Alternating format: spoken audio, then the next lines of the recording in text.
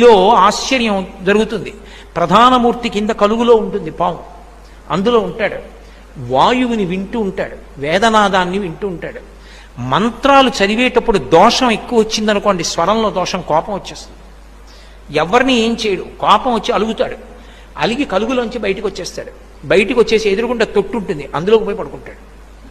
నేను లోపల ఉండనంటాడు. నాదం తప్పు వస్తోంది, స్వరం తప్పు వస్తోంది, నేను విన్నా మంత్రం అంటాడు. అప్పుడు వచ్చి మళ్ళీ స్వరంతో చదువుతారు మంత్రం.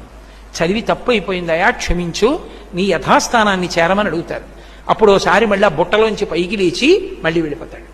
అందరూ చూస్తుండగా జరుగుతుంది మోపిదేవిలో. నేను అబద్ధం చెప్పాను అనుకుంటున్నారేమో, మీరు కావాలంటే అర్చకుల్ని వెళ్ళి అడగండి. కిందే ఉంటుంది కలుగు, అందులోనే పడుకుని ఉంటాడు. అందరూ చూస్తుండగా బయటకు వస్తాడు. స్వరం తప్పినా, అనాచారం ఎక్కువైపోయినా బయటకు వచ్చేసి అలకపాన్ పెక్కి పడుకుంటాడు. మళ్ళీ వెళ్ళి వేదం స్వరంతో చెప్తే లోపలికి వెళ్ళిపోతాడు. ఆ నాదాన్ని ఇష్టపడతాడు కాబట్టి